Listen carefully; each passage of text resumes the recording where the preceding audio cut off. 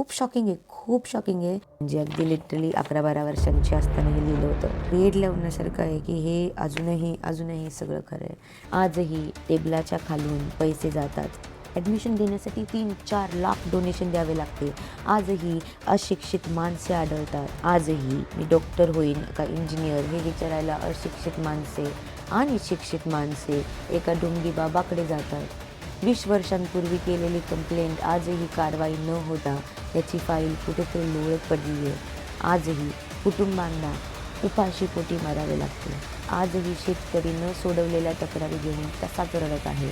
आजही पदवी घेतलेल्या माणसाला नोकरी नाही आणि मग हे कॉकरोच म्हणतात. मग मला सांगा, जग कसे, कुठे आणि कधी बदलतंय आणि खरंच जग बदलतंय का?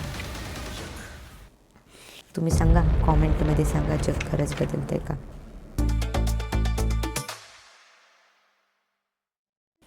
मी काही दिवसांपूर्वी माझे कागदपत्र आवरत होते तेव्हा मला हा पेपर सापडला.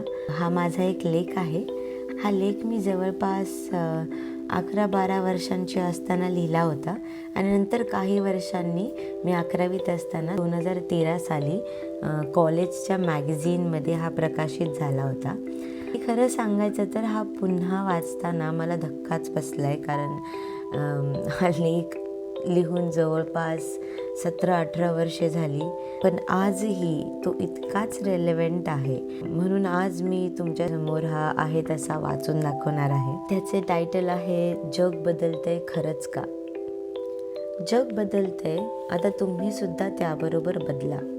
असा एक मुलगा त्याच्या आई वडिलांना बदला. मी विचारले आईला, जग बदलणे म्हणजे नक्की काय असते? ती म्हणाली, ते नुसते म्हणायचे असते, ते काय खरे नसते. जग बदलतंय, पण हे आहे का खरे? कारण आजही जसेच्या तसेच आहे भवतालचे सारे. सगळे म्हणतात जग बदलतंय, पण जग बदलणे म्हणजे नक्की काय? अरे काय पृथ्वीचा आकार बदलून चौकोन होणार आहे का त्रिकोण होणार आहे? जग वरून नाही, मुळापासून बदलायला हवे. त्यातील सगळी माणसे जर मनापासून बदलली तर म्हणता येईल की जग खरंच बदलतंय. अजूनही माणसात जातीवरून भेदभाव केला जातो.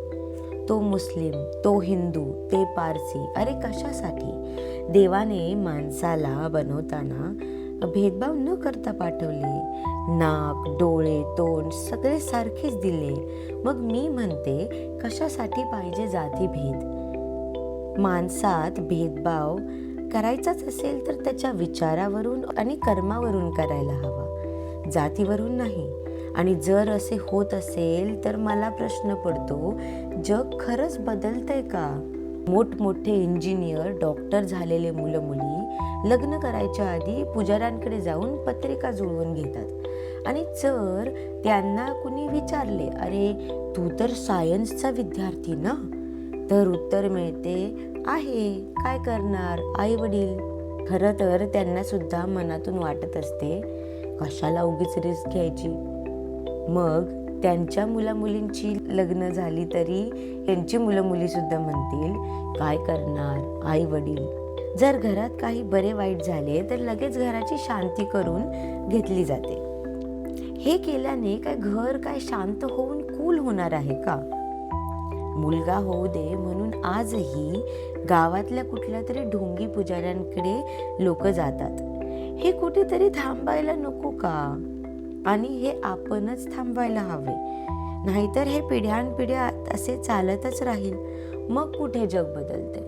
मी शिवाजीराजे भोसले बोलतोय हा सिनेमा मी बघितला आणि त्यात उद्भवलेले प्रश्न मला विचारात पाडणारे वाटले. शिकून पदवी घेऊन इन्स्पेक्टर झालेला माणूस जर 10वी शिकलेल्या मंत्र्याला सल्यूट ठोकत असेल तर हे आपल्याला किती लाज वाटायला लावणारे दृश्य आहे. मग राजकारणात घुसणाऱ्यांना काही शिक्षणाची अट नको का? का उठसूट कोणी पण राज्यमंत्री, आमदार, खासदार बनू शकतो? इंजिनिअरिंग करून, MBA करून जर तो मुलगा एका 12वी नापास झालेल्या मालकाच्या कंपनीत काम करत असेल तर शिक्षणाची काय किंमत राहील? मग जग बदलतंय का? आजही रस्त्यावरून जाणाऱ्या मुलांची, बायकांची छेड काढली जाते. आजही मुलं कॉलेजमधल्या मुलींना अडवतात. फक्त फरक एवढाच आहे की आधी नुसते अडवायचे, आता फ्रेंडशिप करतेस का, लाईन देतेस का असे विचारतात.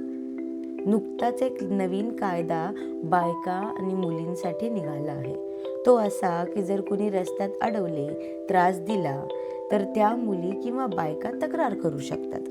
पण तसे त्यांनी केले पाहिजे, तक्रार केली पाहिजे, नाहीतर आहे ते रडगाणं चालूच राहील. पूर्वी लग्नात वडील स्वइच्छेने मुलीला काहीतरी द्यावे म्हणून स्त्रीधन देत होते. पण त्यात इतके बदल होत गेले की त्याचा वर्षानुवर्षानंतर हुंडा असा विपर्यास केला गेला. मग आता बोलणी करताना वराकडचे म्हणतात, फ्लॅट द्या, अहो 2 रूम किचन काय 1 रूम किचन दिले तरी चालेल बरं का. अहो कार, अगदी वॅगनार, अहो नॅनो दिली तरी चालेल. सोने किती महाग झालंय, अहो पण तरी तुम्ही फक्त 10 तोळे दिले तरी चालेल. माहितीये 30च्या घरात गेले, पण 10 तोळे दिले तरी चालेल. आणि त्यावरूनही तुम्हाला काही द्यायचे असेलच तर देऊ शकता, तुमचीच तर मुलगी आहे. मग जसे कुंभकर्णाचे पोट भरवत नाही तसे ह्यांचे पोट कधी भरेल का. मग लग्नानंतरही मुलीचा छळ, धमक्या, जाळणे हा प्रकार सुरू होतो आणि यातूनही तिची हत्या केली जाते. म्हणजे ती मेल्यानंतर तो नराधम पुन्हा बोहल्यावर बसायला मोकळा. मग हे बंद करायला नको का. हे मी, तुम्ही आणि आपणच बंद करू शकतो. सर्व मुलांनी हुंडा न घेता जर स्वतःच्या पत्नीला स्वतःच्या हिमतीवर सांभाळून दाखवायची हिंमत दाखवली, आणि मुलींनी तर हुंडा घेणाऱ्या मुलींनी काय, अगदी मुलींच्या आई वडिलांनी, अगदी त्यांच्या नातेवाईकांनी, सगळ्यांनीच हुंडा घेणाऱ्या मुलांची लग्न करायलाच नाकारायला हवे. तरच म्हणता येईल जग बदलते. जन्मदाती आई हवी, पतिव्रता पत्नी हवी, राखी बांधायला बहीण हवी, बरोबर हिंडायला गर्लफ्रेंड हवी. परंतु माणसाला नको आहे बाईचे एकच रूप, ज्याचा येतो त्याला राग खूप. ते रूप आहे निरागस मुलीचं, ते बनले आहे राख चुलीचं. का नकोशी झाली आहे मुलगी पालकांना, का जगणं अवघड झाले आहे तिच्यासाठी वर काढून माना, का जन्मण्याआधीच होते मुलीची हत्या. का का या काळचा लागणार कधी पत्ता. आजही लोकांना वंशांचा दिवा हवा असतो. अरे काय करतो वंशाचा दिवा, प्रकाश पाडायचा आहे तो काय पाडत नाही. पण आज कुठल्या क्षेत्रात मुलगी मागे आहे. मग आजही मुलगी होणार आहे कळल्यावर त्या छोट्याशा जीवाचा श्वास तोंडून जीव का घेते माता. आजही का होतात मुलगी आहे म्हणून गर्भपात.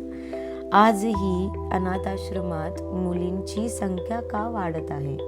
आजही जर होत असे तर कुठे जग बदलते.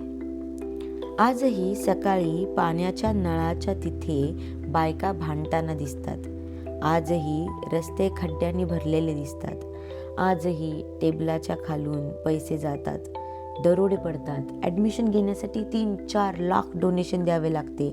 आजही अशिक्षित माणसे आढळतात. आजही लव्ह मॅरेज केलं म्हणून एक बाप आपल्या स्वतःच्या मुलीचा खून करतो. आजही मी डॉक्टर होईन का इंजिनियर हे विचारायला अशिक्षित माणसे आणि शिक्षित माणसे एका ढोंगी बाबाकडे जातात. 20 वर्षांपूर्वी केलेली कंप्लेंट आजही कारवाई न होता त्याची फाईल कुठेतरी लोळत पडली आहे. आजही कुटुंबांना उपाशी पोटी मारावे लागते. आजही शेतकरी न सोडवलेल्या तक्रारी घेऊन तसाच रडत आहे.